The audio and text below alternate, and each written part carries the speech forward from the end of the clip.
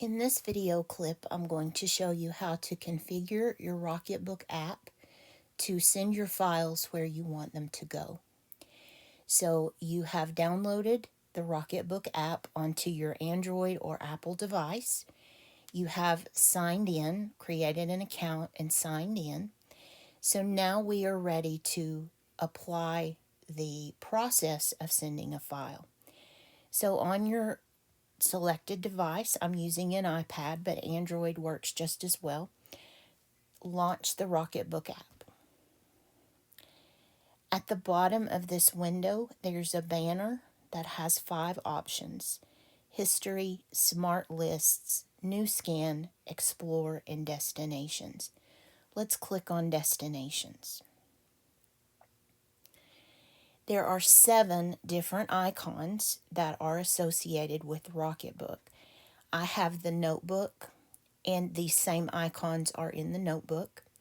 These icons are on the free printables that are attached to this email that came to you.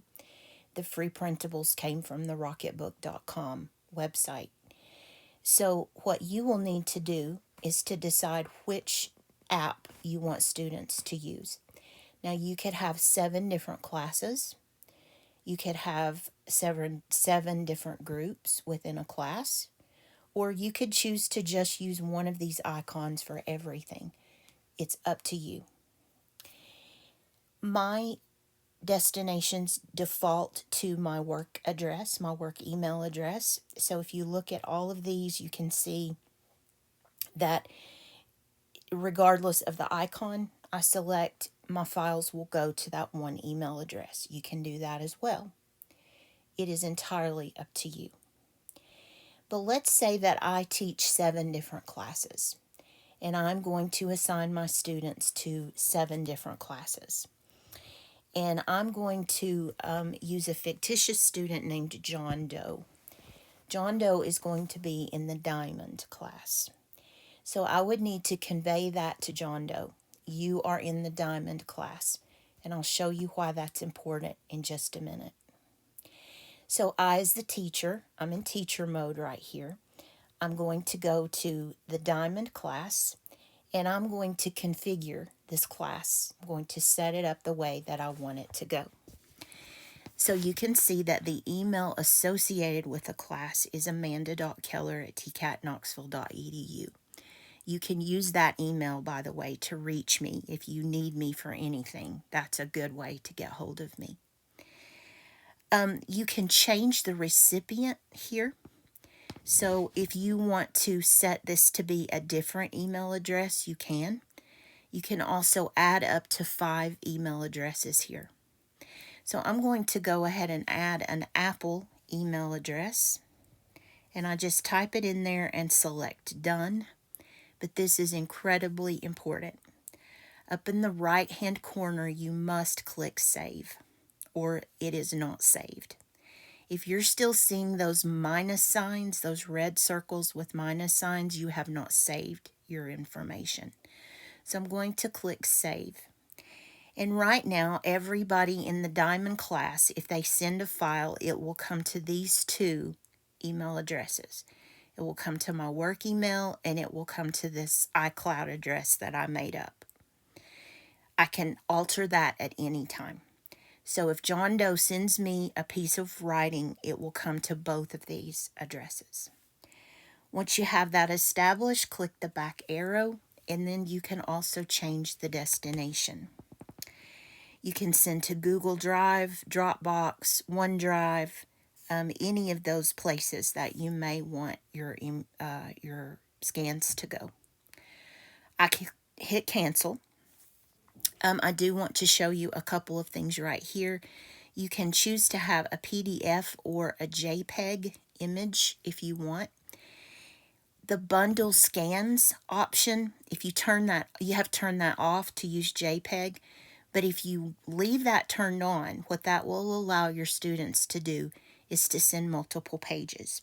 So if John Doe does a homework assignment that is 5 pages long, that bundle scan will allow that setting to work. So I would recommend leaving bundle scans turned on. I have auto send turned off, and OCR, that's optical character recognition, that will transcribe your handwriting into text. So I want that turned on, and I'm going to show you why in just a minute.